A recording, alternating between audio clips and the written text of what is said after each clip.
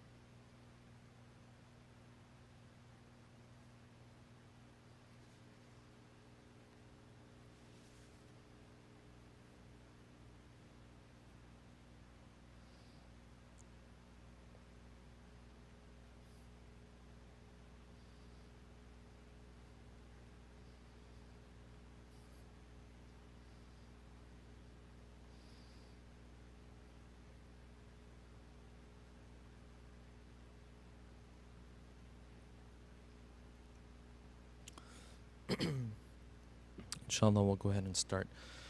أعوذ بالله من الشيطان الرجيم بسم الله الرحمن الرحيم الحمد لله رب العالمين والصلاة والسلام على سيدنا ونبينا أبي القاسم المصطفى محمد وعلى آله الطيبين الطاهرين واللعنة الدائم على أعدائهم أجمعين من الآن إلى قيام يوم الدين. For the love of our beloved Prophet and his beloved progeny, please recite a loud salawat. Allahumma salli ala Muhammadin wa ali Muhammad. For the hastening and the return of our beloved 12th Imam, please recite another loud salawat. Allahumma salli ala Muhammadin wa ali Muhammad. I hope everyone is doing well. We will continue our discussion from the third part of Hadith Unwan al-Basri. If you remember, we said that Unwan al-Basri was one of the people who lived during the time of the beloved 6th Imam of ours, during the time of Ja'far ibn Muhammad. He was one, as the Hadith says, that used to go and he used to be a student of Malik ibn Anas, the founder of the Maliki legal school of thought within the Sunni world. And he used to go and learn from him and used to be one of his students and used to attend his sessions. The hadith says that when Imam as-Sadiq returned to Medina after he had gone on a trip, he came back. Unwan al-Basri said, because Ja'far ibn Muhammad is back in town now, not only will I go to the classes of Malik ibn Anas, I will also go to the classes and the sessions of Imam as-Sadiq salawatullahi alayhi. And of course, he did not see Imam as-Sadiq as an imam. He saw him as a scholar, as a man of knowledge. However, when he went and he made this request to the 6th Imam, you find that the 6th Imam did not answer to him in the affirmative. He did not respond to him by saying that he can actually come and become a student of the 6th Imam. The 6th Imam actually, maybe to make him even thirstier for the knowledge that he has, he told him that I'm a man that I'm being monitored every single day. I'm a man that people from the government are watching me. I'm also a man of worship and ibadah. And if you were to come and you wanted to have these sessions with me, well, my time is going to be taken up. So go, continue to attend the sessions of Malik ibn Anas and learn from Malik ibn Anas. The hadith says that Unwan al-Basri, he left Imam as-Sadiq and he came, but he felt this concern and this sadness in his heart multiple days, he used to go to the haram or the shrine, or I should say the masjid of the Prophet. He used to pray there. But as much as he prayed there, this thirst that he had to learn from Ja'far as-Sadiq, it didn't go away. And because of this, at one point, he says, I prayed one day, Dhuhr and Asr, and then I left, and I came to the door of Imam as-Sadiq, and I wanted to learn from Imam as-Sadiq. He says, when I approached Imam as-Sadiq, the first question the Imam asked me was, what is your kunya? He said, my kunya was Abu Abdullah. And the Imam prayed for me. And he said, may Allah subhanahu wa ta'ala actualize this kunya for you. May your son actually be a servant to Allah subhanahu wa ta'ala. Unwan al-Basri says, when I heard this dua was so sweet for me. It was so pleasurable for me to hear that Ja'far ibn Muhammad is praying for me, that I thought to myself that if the only thing I take away from this meeting is that Ja'far ibn Muhammad prayed for me in this manner, I have still walked away and my hands are not empty. Nonetheless, he continued with his discussion and he asked Imam as-Sadiq, he said, I have come to learn from the knowledge that you have. And this is where the discussion and the meat of the hadith, so to speak, starts. Because from this point onwards, Imam Ja'far as-Sadiq starts to explain to him from this knowledge. Unwan al-Basri has come to learn from the knowledge of Ja'far ibn Muhammad, but Imam as-Sadiq is going to change his perspective as to what knowledge is fundamentally altogether. And that's why the first line of the hadith you find, Imam Ja'far as-Sadiq, he says this. He says, Unwan, you've come to learn knowledge. لَيْسَ الْعِلْمُ بِالتَّعَلُّمِ. This knowledge that you're looking for, it's not the knowledge that you learn in classes. It's not the knowledge that you take notes with. It's not the type of knowledge where you go and you sit in front of a teacher and the teacher conveys concepts and information that is then stored in your intellect. That's not the knowledge that we are looking for. That is not the true knowledge. لَيْسَ الْعِلْمُ بِالتَّعَلُّمِ إِنَّمَا الْعِلْمُ نُورٌ يَغْذِفُهُ اللَّهُ فِي قَلْبِ مَنْ يَشَاءُ. The true knowledge is that light that Allah subhanahu wa ta'ala places in the heart of a man for whoever he chooses. This is true knowledge. And therefore, in the first couple of minutes that Unwan al-Basri is speaking to Ja'far as-Sadiq, his whole perspective on this knowledge and his whole perspective on the sciences has fundamentally changed. Then Imam as-Sadiq continued to explain to him. He said, if you want knowledge, first thing you have to do is this. First, you have to search within yourself for the essence and the truth of ubudiyyah, the truth and the essence of servitude towards Allah subhanahu wa ta'ala. Then he said, وَاتْلُ بِالْعِلْمِ بِاسْتِعْمَالِهِ. Second thing you have to do is that when you demand knowledge, the way to demand it is by acting upon the knowledge that you already have. وَاسْتَفْهِمِ اللَّهِ يُفْهِمَكَ. And ask Allah subhanahu wa ta'ala to help you understand, and therefore you will understand.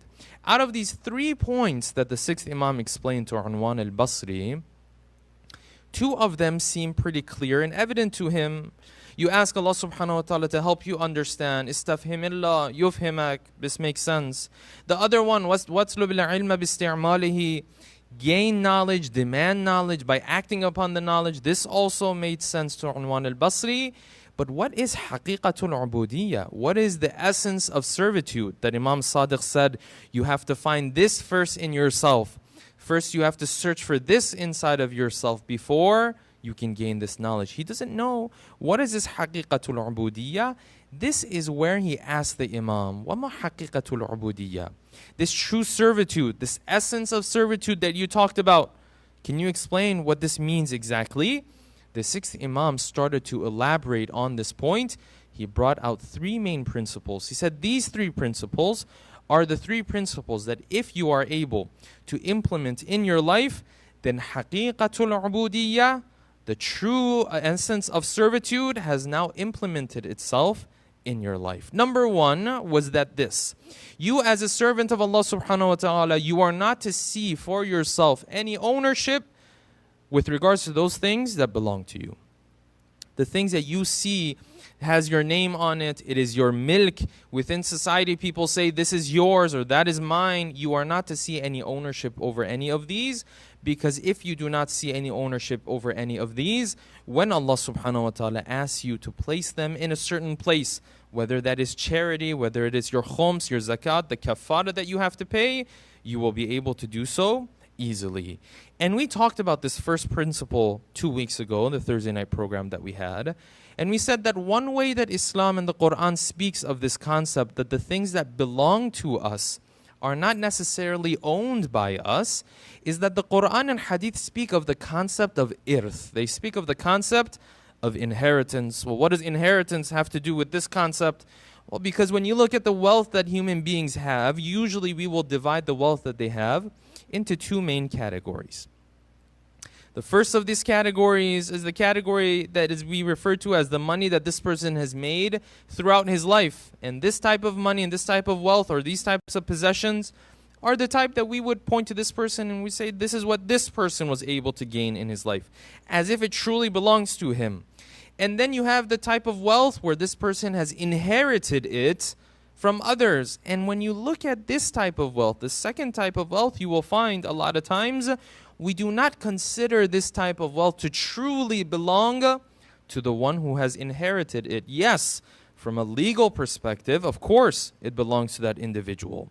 But from an ethical perspective, from a moral perspective, from the perspective of giving this person credits for the money that they have inherited, you find that even within society, the moment you find that someone has gained this wealth through inheritance, you find that you don't give him much credit. You don't give him too much respect because this wasn't really money that he was able to gain for himself. Therefore, we have this essentially categorization of the wealth from our perspective. The Quran and Hadith, however, explains to us that this same categorization of what is yours and what is irth and inheritance, when it comes to Allah subhanahu wa ta'ala, all of our wealth falls under that category. All of our wealth falls under the category of it being inheritance. None of it is wealth that is directly yours.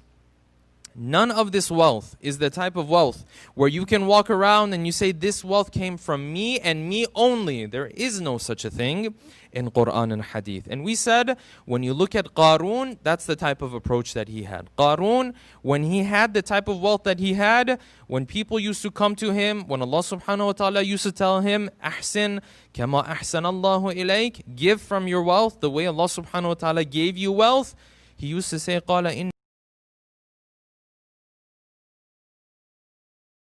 wealth that I have been given, not the type of wealth that someone else has given to me. However, Quran and Hadith explain to us that all of our wealth is inherited from others. That's why the Quran says, وَأَنفِقُوا مِمَّا جَعَلَكُمْ مُسْتَخْلَفِينَ فِيهِ. Give from your wealth, from that portion of it, the wealth of yours, that you have inherited from others. You have been placed as a khalifa when it comes to that wealth, compared to the wealth that was in the hands of others. Therefore, all of the wealth that the human being has, from the perspective of Quran and Hadith, is inherited. In other words, can I take credit for any of the wealth that I have? The answer is no, in the sense that none of it truly belongs to me. Okay, this we understood. This was the first principle that the Imam pointed out. Two other principles he points out, and all three of these, if they are gathered in one person, then this person has now become a manifestation of haqiqatul ubudiyya. He has become a manifestation of the essence of servitude. Number two is this, أَنْ لَا يُدَبِّرُ الْعَبْدُ لِنَفْسِهِ تَدْبِيرًا. That a servant of Allah subhanahu wa ta'ala, he will never plan for himself. What does that mean? I mean, we understand from Quran and Hadith that we are supposed to plan and we are supposed to do that, and we will talk about that. But what the Imam is saying is that a servant, he will never plan for his life as if this is the final plan. As if when he plans for it, this is exactly what is going to happen. No, as the saying goes, Al-abdu yudabbir, a servant will plan, Wallahu yuqaddir, and Allah subhanahu wa ta'ala, he will make the final call. He will do the final qada as to what is actually going to take place. This is the second principle which we will elaborate on. Third principle that Unwan al-Basri is told by the beloved sixth Imam of ours is this, that the third principle is that a servant of Allah, most of his time, most of his mental capacity, most of his energy, most of his emotions, most of his passion and concern has to do with his day-to-day effort of trying to obey Allah subhanahu wa ta'ala. Most of his time is dedicated to how he is going to obey Allah subhanahu wa ta'ala and how he will stay away from those things that Allah subhanahu wa ta'ala has forbid from him. And the hadith later on explains how this relates to the concept of servitude. We will talk about this a little bit more as we continue. Let's move to the second principle and elaborate on it a little bit more. أَنْ لَا يُدَبِّرُ الْعَبْدُ لِنَفْسِهِ تَدْبِيرًا. That a servant of Allah subhanahu wa ta'ala, he is to never plan for himself. When you look at the life of the Ahlul Bayt, you find that they were masters of planning, they were masters of looking at situations from a strategic perspective, and at the same time, they were also masters of submitting themselves and having servitude towards Allah subhanahu wa ta'ala as to whatever Allah subhanahu wa ta'ala decides for that plan that they had made.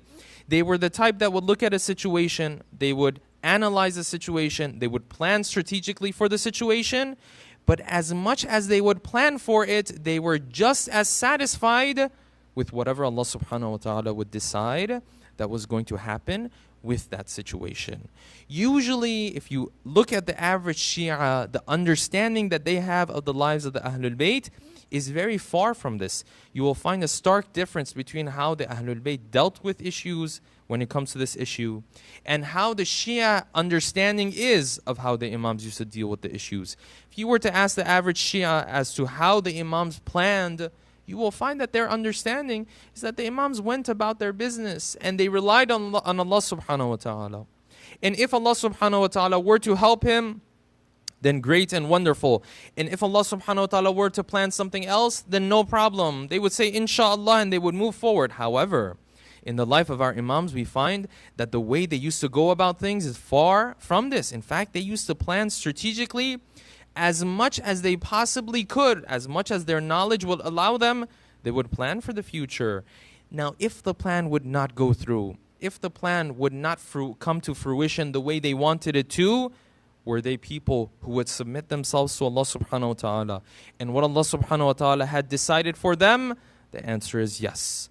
Where do you see this contrast? Where do you see this difference between them planning so heavily and then at the same time submitting themselves to Allah subhanahu wa ta'ala as to whatever Allah subhanahu wa ta'ala decides for them, that is what they would be happy with?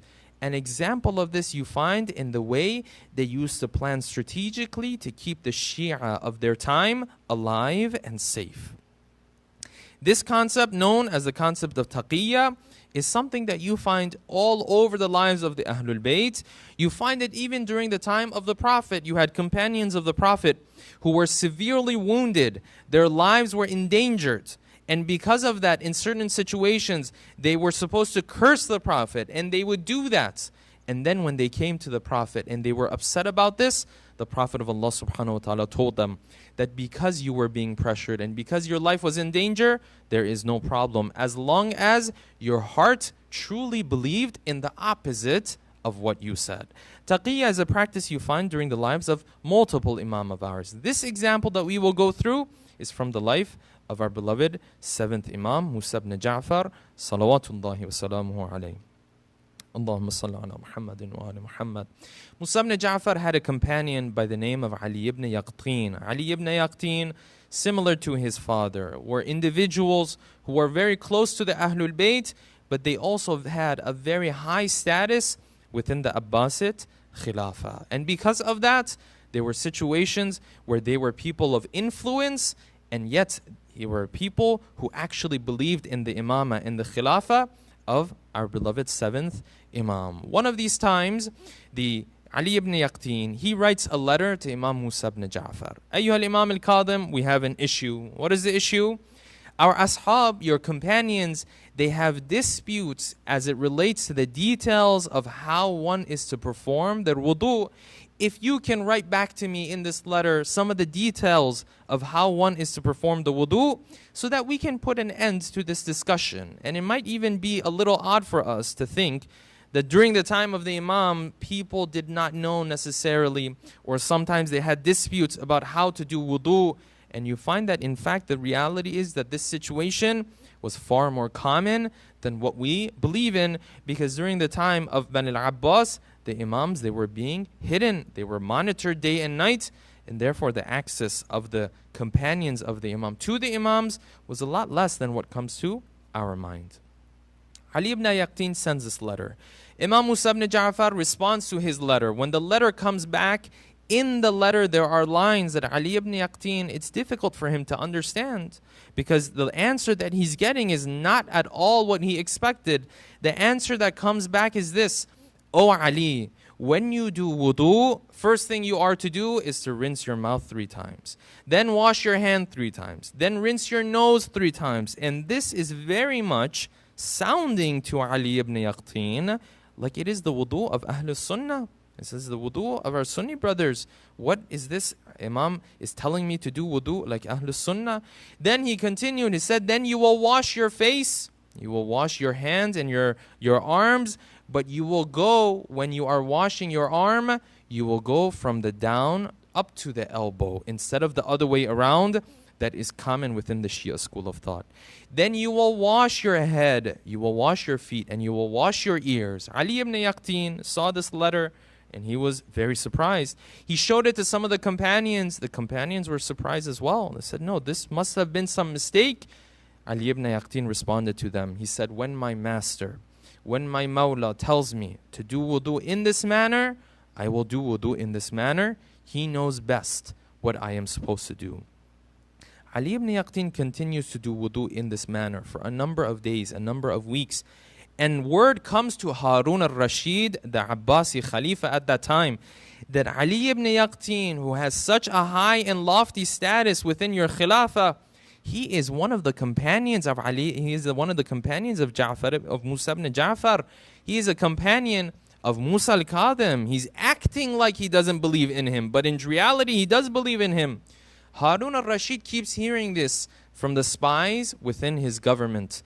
And the more he hears this, the more he gets serious about actually looking into the life of Ali ibn Yaqtin and seeing if he can find any clues that show that Ali ibn Yaqtin is in fact a follower of the 7th Imam. He went to his people, he said, well, if I want to figure out if this person is Shia or he is Sunni, what am I to do? They said, listen, one of the best ways to do this is to see how he does wudu. Not how he does wudu in public. No, in his house.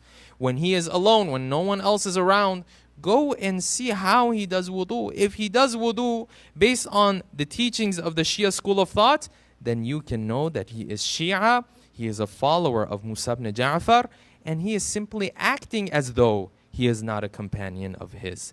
And the hadith says that this is exactly what Harun al-Rashid did. Because the more information that he got, the more serious he became about this. At one point, when Ali ibn Yaqtin was going to do wudu in his house, Harun al-Rashid infiltrated his house in a secretive manner. He was watching Ali ibn Yaqtin do the wudu. Then all of a sudden he saw he's doing wudu the same way everyone else in this kingdom does wudu. He's washing his head. He's washing his feet. There is no idea of doing mash. There is no idea of wiping. There is no idea of keeping the feet dry and simply wiping on it. No, he's rinsing his mouth. He's rinsing his ears. These are things that the Shia school of thought does not believe in necessarily as being a wajib part of the wudu. The hadith says that Harun al-Rashid was so surprised and he was so glad that he saw Ali ibn Yaqtin doing wudu in this manner, that he came out of that place from which he was monitoring Ali ibn Yaqtin.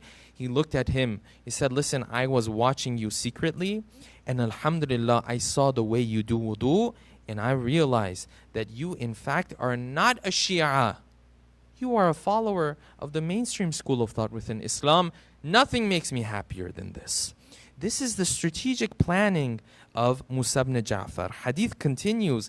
It says, after this was done, then Musa ibn Ja'far, he wrote another letter to Ali ibn Yaqtin. Ya Ali, from now on, this is how you are to do wudu.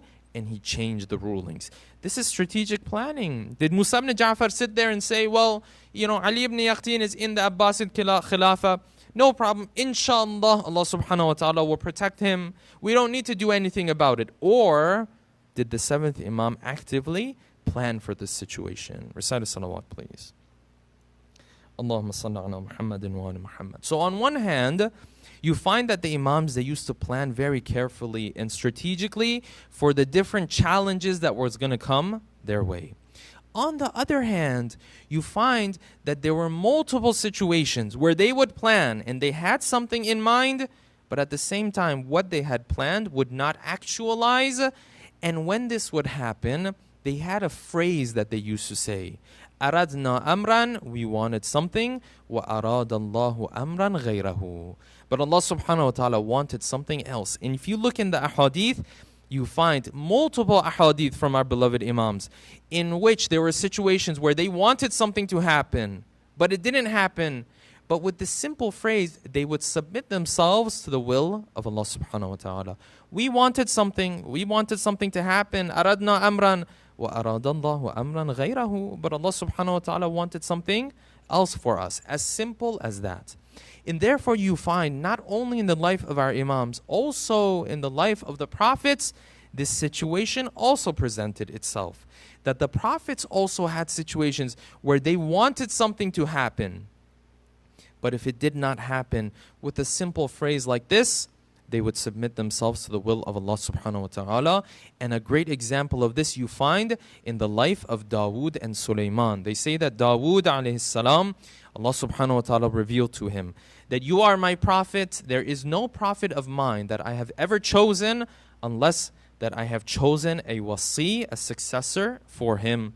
Ya Dawood, you are to now choose a wasi for yourself. You are to now choose a successor for yourself. Dawood, they say, he had multiple children with multiple wives.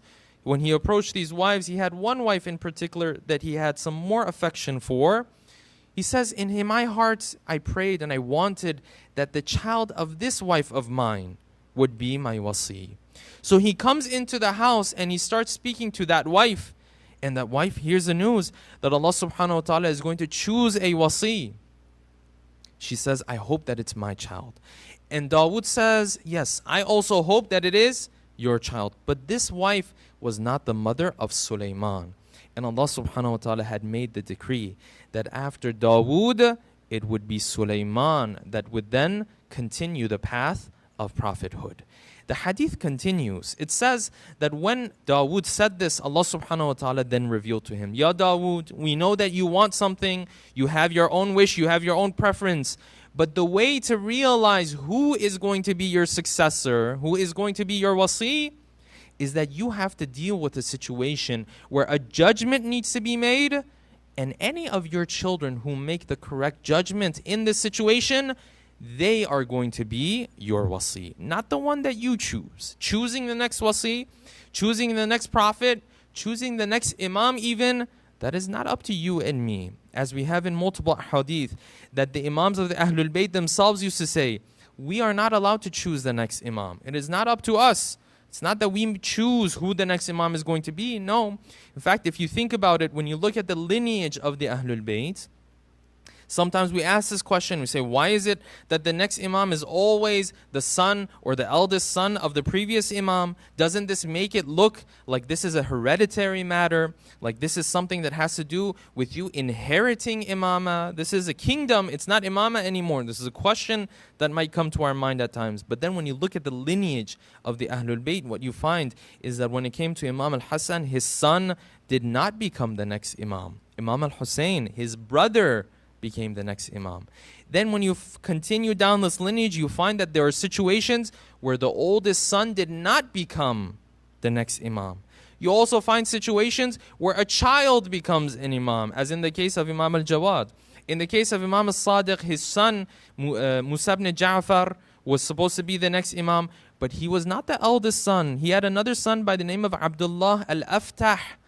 And there were people who used to say, he's the eldest son, he has to become the next imam. And the imams used to explain in their hadith, choosing the next imam, it's not up to us.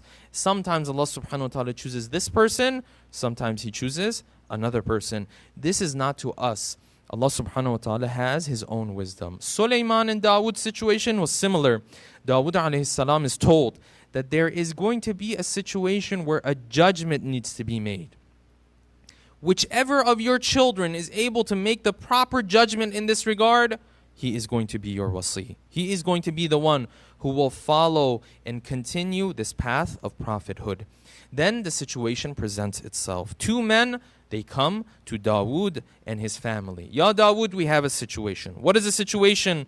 This one, he owns a garden or a ranch, a farm full of crops. This one, he owns cattle, a whole group of sheep.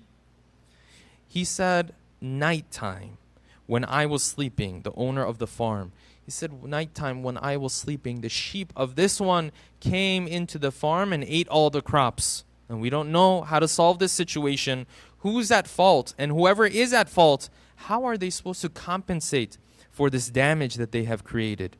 They say that Dawood looked at this situation. He gathered all of his children. My children, what do you think about this? Sulaiman raised his hand. He said, I will give you the response to this. So what is it? He said, for 1 year, whatever benefits you can extract from the sheep, whether it's their fur, whether it has to do with their milk, whether it has to do with their meat, whatever the case may be, for 1 year, the benefits that you take from the sheep belong to the owner of the farm.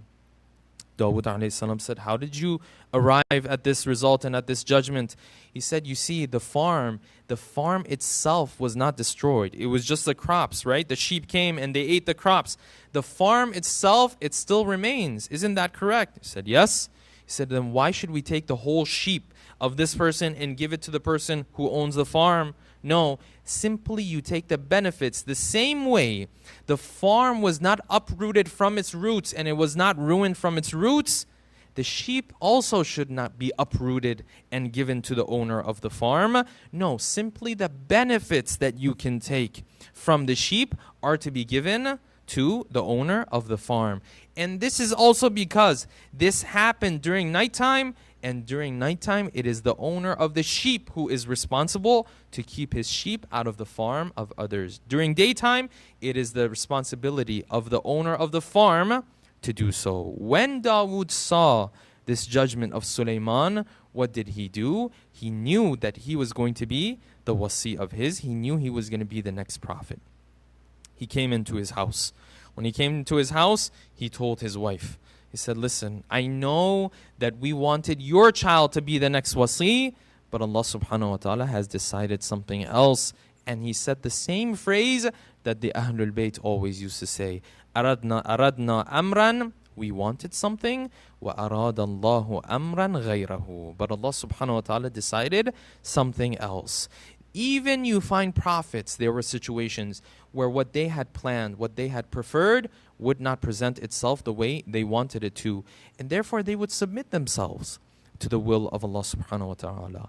So the second principle that Imam al-Sadiq speaks about, أَنْ لَا يُدَبِّرُ الْعَبْدُ لِنَفْسِهِ تَدْبِيرًا, that a servant of Allah subhanahu wa ta'ala, as much as he plans and he strategizes, at the end of the day he knows that the final decree is to come from Allah subhanahu wa ta'ala. Of course, easier said than done. It's difficult to implement this in our lives. However, to whatever degree that we can, it will bring us more and more peace. Then Imam al-Sadiq carried on to the third principle. He said this, the third principle is that the servant of Allah subhanahu wa ta'ala, most of his time, most of his energy, most of his mental capacity is allocated to seeing how he can obey Allah subhanahu wa ta'ala, how he can stay away from those things that Allah subhanahu wa ta'ala has forbid him from. This is the most important concern on his mind. This is his number one priority. Does he spend that time on other things? Yes. There might be times where he spends time on entertainment. There might be times where he spends time to sit with his friends, right? There might be times where he sits with his family. There might be times where he goes out just to have fun. But the biggest concern on his mind, the biggest priority on his mind is what?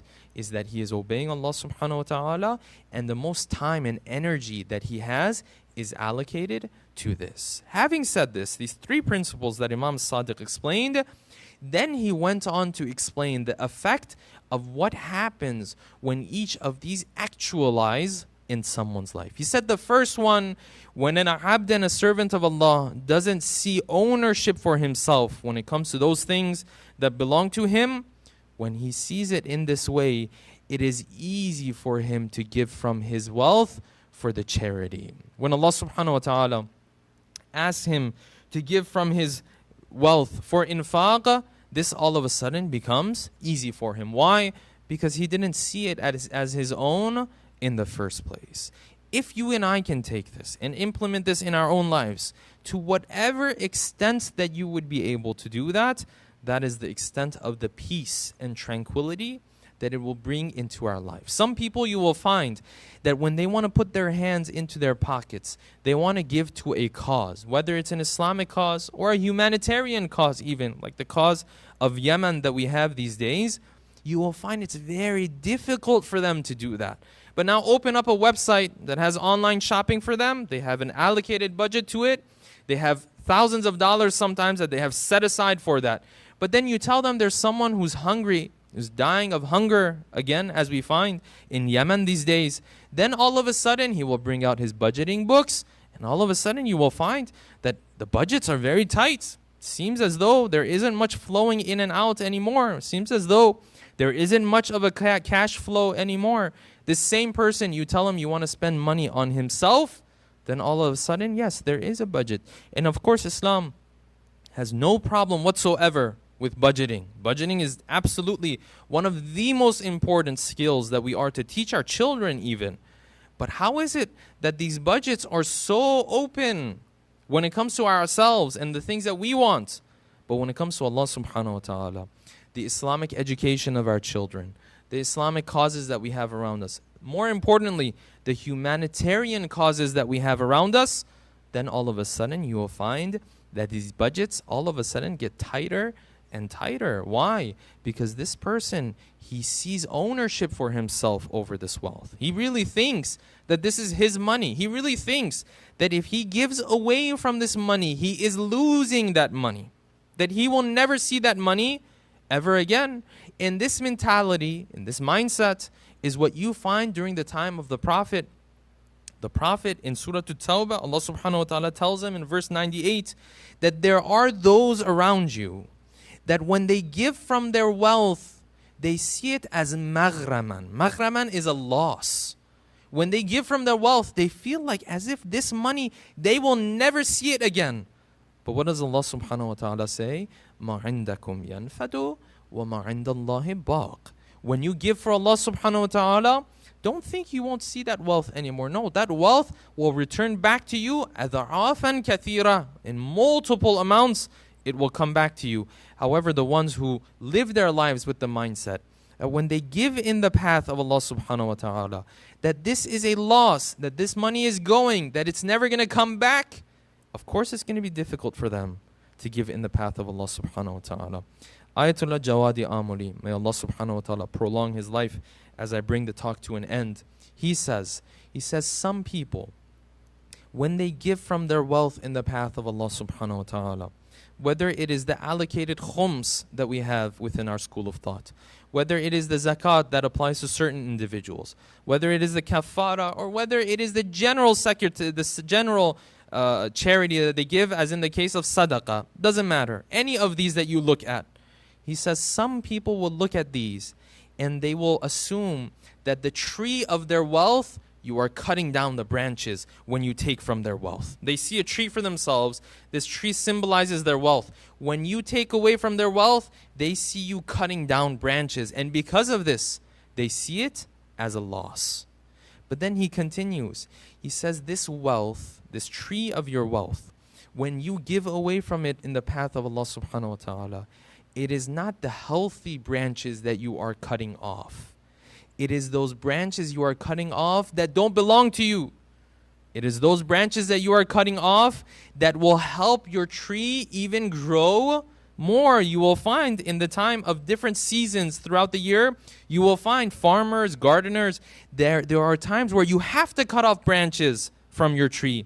There are times where you have to go into your garden and remove some of the plants because you know that those plants are not supposed to be there. In fact, when you remove them, your garden will now be healthier than what it was before. Now your wealth, now your garden, now the tree of your wealth is now purified. It just depends on your mindset and how you look at it. Some of them see that the tree of their wealth is being cut down. Some of them see that those branches that have grown out of their tree that need to be removed so that the tree can grow even more, it is those branches that they are giving away. And if you look at giving in the path of Allah subhanahu wa ta'ala in this manner, and of course in moderation and according to budgets, then a human being, it will be easy for him to do infaq when he needs to. Inshallah, the continuation of Hadith Unwan al-Basri, we will leave for next Thursday, or whenever the next Thursday is that we have the Hadith sessions, inshallah. With that, inshallah, I will bring tonight's talk to an end. We pray to Allah subhanahu wa ta'ala that our brothers and sisters who are in pain, in difficulty, wherever they are in the world, Allah subhanahu wa ta'ala liberates them from their difficulties, inshallah. We pray to Allah subhanahu wa ta'ala that all of those who are dealing with this virus, with the effects of this virus, their loved ones, they have lost loved ones, maybe brothers and sisters have lost very close relatives. We pray to Allah subhanahu wa ta'ala that He makes it easy on them.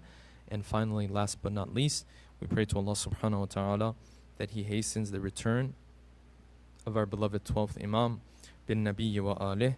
رحم الله من قرأ الفاتحة مع الصلوات اللهم صل على محمد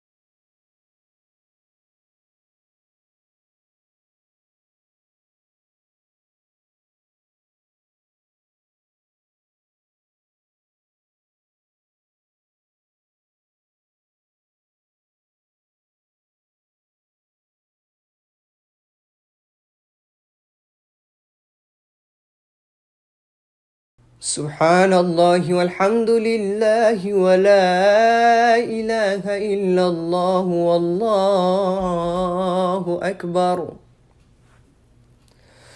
الله أكبر.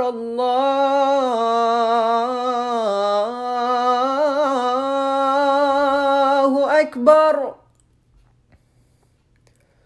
الله أكبر.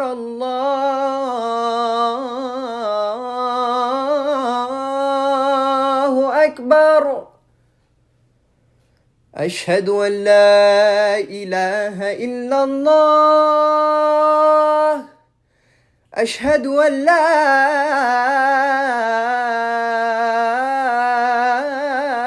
إله إلا الله.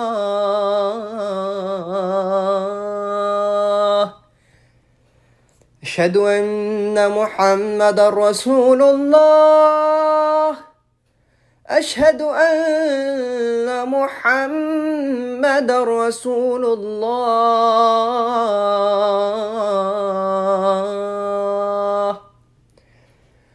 أشهد أن عليا ولي الله.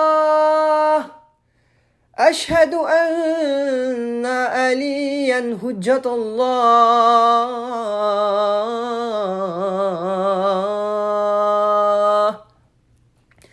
حي على الصلاة. حي على الصلاة.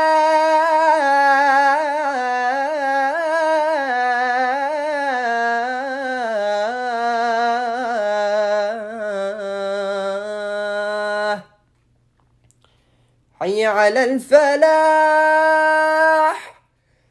حي على الفلاح.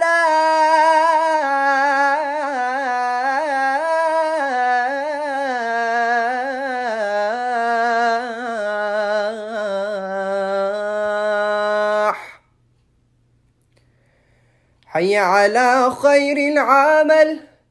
حي على خير العمل.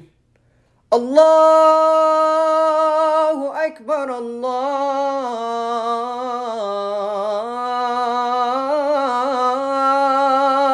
أكبر. لا إله إلا الله.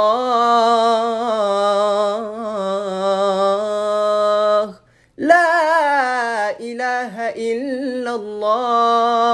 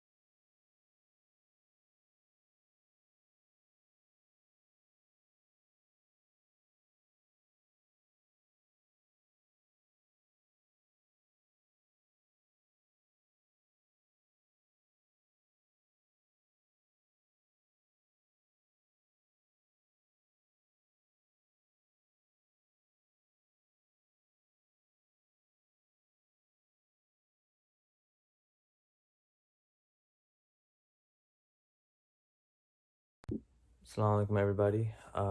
Please recite Surah Fatiha while I bring up Dua Kamal.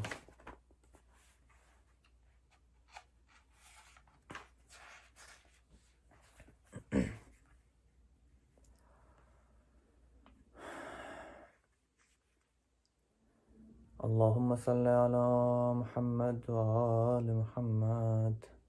Bismillahir Rahmanir Rahim.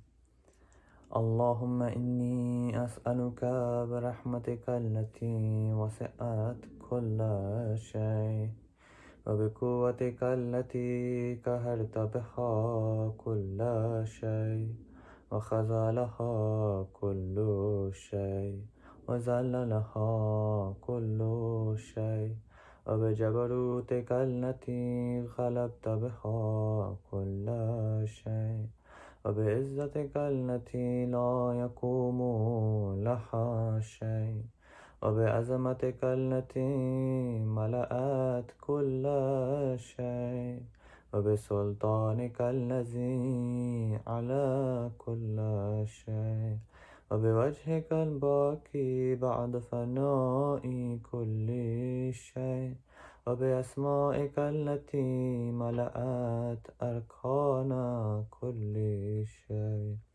وبعلمك الذي أحاط بكل شيء وبنور وجهك الذي أضاء له كل شيء يا نور يا قدوس يا نور يا قدوس يا نور يا قدوس يا أول الأولين ويا آخر الآخرين اللهم اغفر لي الذنوب التي تحت كل اسم اللهم اغفر لي الذنوب التي تنزل النكام اللهم اغفر لي الذنوب التي تغير النعم اللهم اغفر لي الذنوب التي تحبس الدعاء اللهم اغفر لي الذنوب التي تنزل البلاء اللهم اغفر لكل ذنب أذنبته وكل خطيئة أخطأتها اللهم إني أتقرب إليك بذكرك وأستشفع بك إلى نفسك وأسألك بجودك أن تدنيني من قربك وأن توزعني شكرك وأن تلحمني ذكرك اللهم إني أسألك سؤال خاضع متذلل خاشع أن تسامحني وترحمني وتجعلني بكسمك راضيا قانعا وفي جميع الأحوال متواضعا اللهم وأسألك سؤال من اشتدت فاقته وأنزل بك عند الشدائد حاجته وعزم فيما عندك رغبته اللهم عزم سلطانك وعلى مكانك وخفي مكرك وزهر أمرك وغلب قهرك وجرت قدرتك ولا يمكن الفرار من حكومتك اللهم لا أجد لذنوبي غافرا ولا لقبائحي ساترا ولا لشيء من عملي القبيح بالحسن مبدلا غيرك لا إله إلا أنت سبحانك وبحمدك ظلمت نفسي ظلمت نفسي ظلمت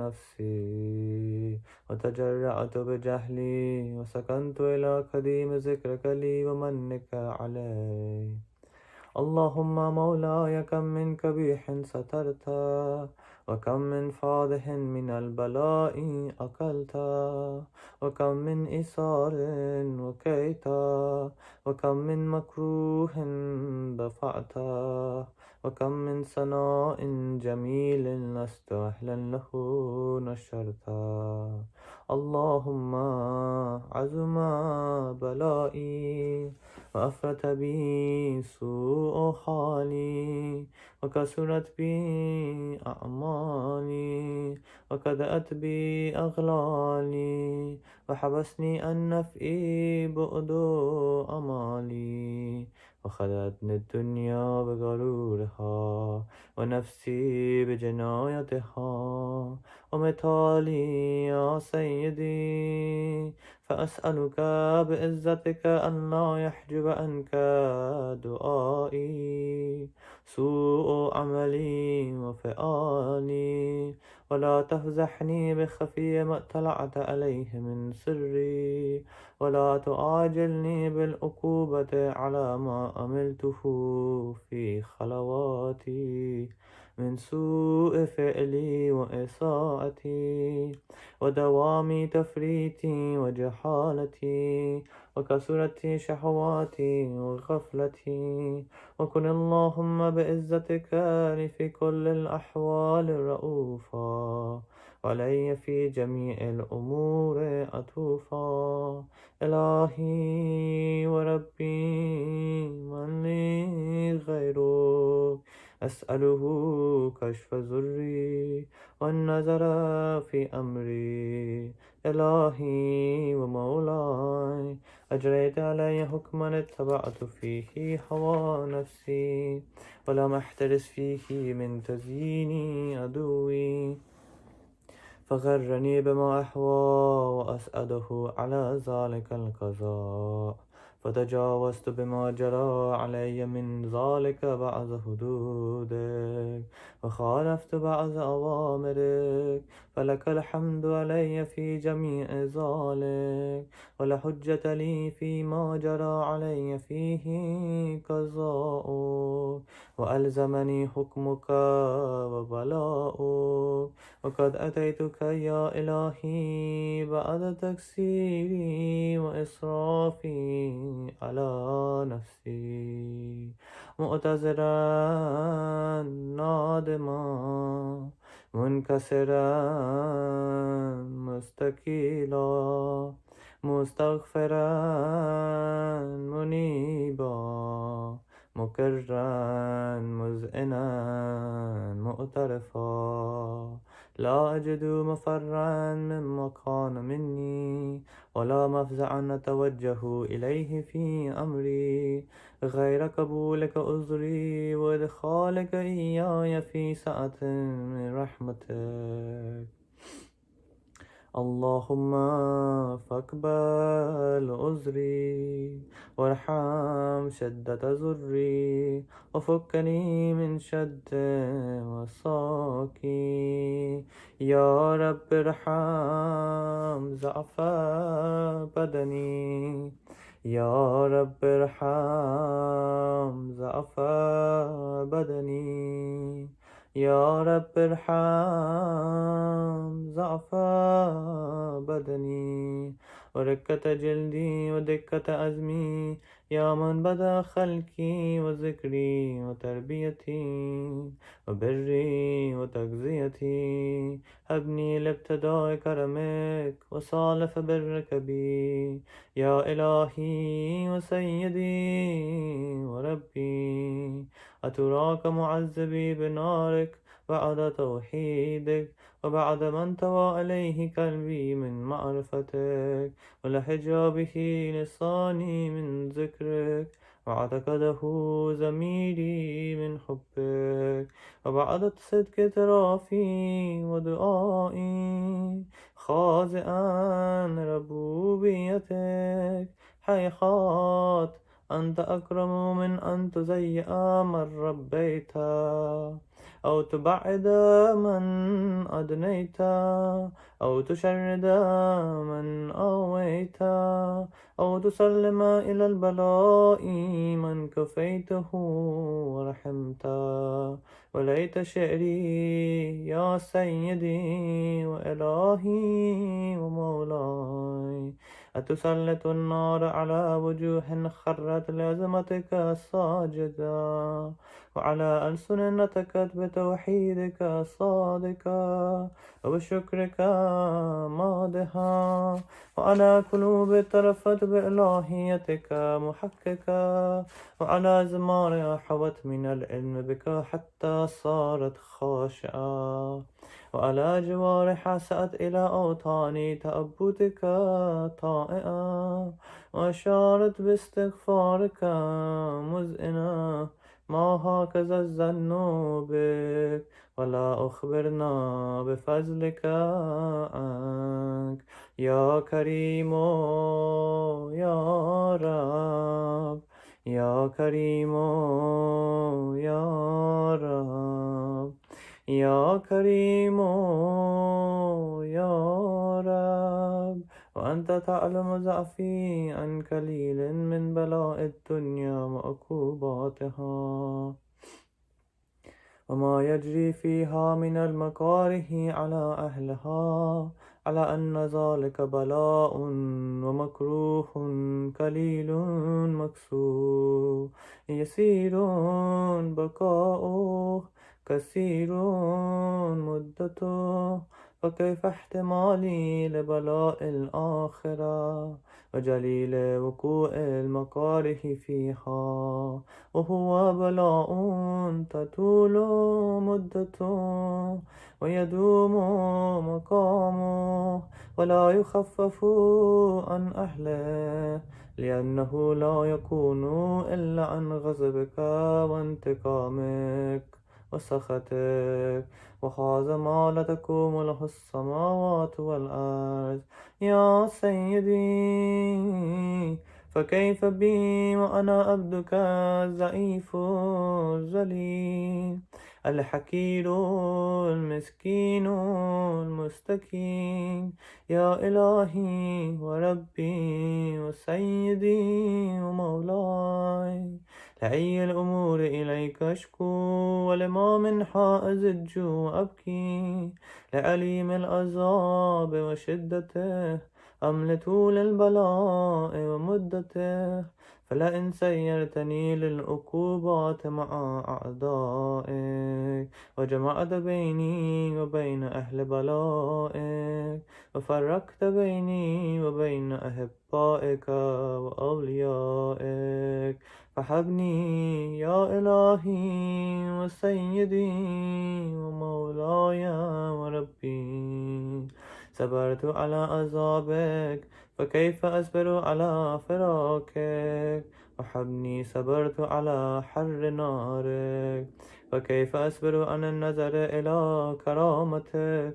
أم كيف أسكن في النار ورجائي أفوك فبعزتك يا سيدي ومولاي أقسم صادقا لئن تركتني ناطقا لأزجن عليك بين أهلها زجيج العاملين ولا أصرخن إليك صراخ المستصرخين ولا أبكين عليك بكاء الفاقدين ولا أنادينك أين كنت يا ولي المؤمنين يا غاية آمال العارفين يا غياث المستغيثين يا غياث المستغيثين يا غياث المستغيثين يا حبيب قلوب الصادقين ويا إله العالمين أفتراك سبحانك يا إلهي وبحمدك تسمع فيها صوت عبد مسلم سجن فيها بمخالفته وذاق طعم عذابها بمعصيته وحبس بين أطباقها بجرمه وجريرته وهو يزج إليك زجيج مؤمل رحمتك ويناديك بلسان أهل توحيدك ويتوسل إليك بربوبيتك يا مولاي، فكيف يبقى في العذاب وهو يرجو ما سلف من حلمك؟ أم كيف تؤلمه النار وهو يأمل فضلك ورحمتك؟ أم كيف يهلكه لهيبها وأنت تسمع صوته وترى مكانه؟ أم كيف يشتمل عليه زفيرها وأنت تعلم ضعفها؟ أم كيف يتكلكل بين أطباقها وأنت تعلم صدقا؟ أم كيف تزجره زبانيتها وهو يناديك يا رب؟ أم كيف يرجو فضلك في إتكه منها فتتركه فيها؟ هيهات ما ذلك الظن بك ولا المعروف من فضلك ولا مشبه لما عملت به الموحدين من برك وإحسانك. فباليقين أقطع لولا ما حكمت به من تعذيب جاحديك وكزيت به من إخلاد معانديك لجعلت النار كلها بردا وسلاما وما كان لأحد فيها مكرا ولا مقاما، لكنك تكدست أسماؤك أقسمت أن تملأها من الكافرين من الجنة والناس أجمعين، وأن تخلد فيها المعاندين، وأن تجلى ثناؤك قلت مبتدئا وتطولت بالإنعام متكرما. أفمن كان مؤمنا كمن كان فاسقا لا يستوون. إلهي وسيدي فأسألك بالقدرة التي قدرتها وبالكزية التي حتمتها وحكمتها وغلبت من عليه أجريتها أن تهب لي في هذه الليلة وفي هذه الساعة كل جرم أجرمته وكل ذنب أذنبته وكل قبيح أسررته وكل جهل عملته كتمته أو أعلنته أو خفيته أو أظهرته وكل سيئة أمرت بإثباتها الكرام الكاتبين الذين وكلتهم بحفظ ما يكون مني وجعلتهم شهودا علي مع جوارحي وكنت أنت ركيب علي من ورائهم والشاهد لما خفي عنهم وبرحمتك أخفيت وبفضلك سترت وأن توفر حظي من كل خير أنزلت أو إحسان فزلت أو بر نشرت أو رزق بسطت أو ذنب تغفر أو خطأ تستره يا ربي يا ربي يا رب يا ربي يا ربي يا رب يا ربي يا ربي يا رب يا إلهي وسيدي ومولاي ومالك ركي يا من بيده ناصيتي يا أليما بزري ومسكنتي يا خبيرا بفقري وفاقتي يا ربي يا ربي يا رب يا ربي يا ربي يا رب يا ربي يا ربي يا رب أسألك بحقك وقدسك وعظم صفاتك وأسمائك أن تجعل أوقاتي في الليل والنهار بذكرك مأمورة وبخدمتك موصولة وأعمالي عندك مقبولة حتى تكون أعمالي وأورادي كلها وردا واحدا، وحالي في خدمتك سرمدا. يا سيدي يا من عليه مأولي، يا من إليه شكوت أحوالي.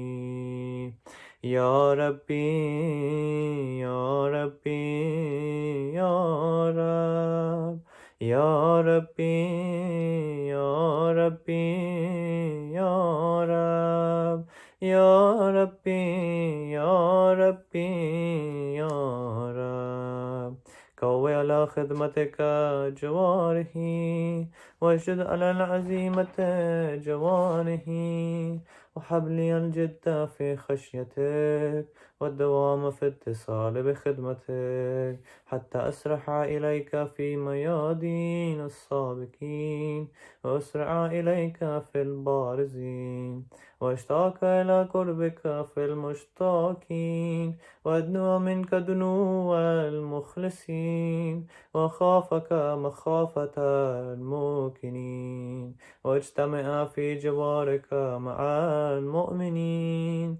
اللهم ومن أرادني بالسوء فأرده، ومن قادني فكده، واجعلني من أحسن عبيدك نسيبا عندك، وأقربهم منزلة منك، وأخسهم زلفة لديك، فإنه لا ينال ذلك إلا بفضلك. وجود لي بجودك، واعطف علي بمجدك، واحفظني برحمتك، واجعل لساني بذكرك لهجا، وقلبي بحبك متيما، ومن علي بحسن إجابتك، وأكلني أسرتي، واغفر زلتي، فإنك كزيد على عبادك بإبادتك، وأمرتهم بدعائك، وزمنت لهم الإجابة. فإليك يا ربي نسبت وجهي، وإليك يا ربي مددت يدي، فبعزتك استجب لي دعائي، وبلغني مناي، ولا تعتأ من فضلك رجائي، واكفني شر الجن والإنس من أعدائي. يا سريع الرضا، يا سريع الرضا، يا سريع الرضا، اغفر لمن لا يملك إلا الدعاء، فإنك فعال لما تشاء. يا من اسمه دواء، وذكره شفاء، وطاعته غنى، ارحم من رأس ماله الرجاء، وصلاحه البكاء. يا سابق النعم، يا دافع النكم، يا نور المستوحشين في الظلم، يا عالما لا يؤلم، صل على محمد وآل محمد، وافعل بي ما أنت أهله. وصلى الله على رسوله والأئمة الميامين من آله، وسلم تسليما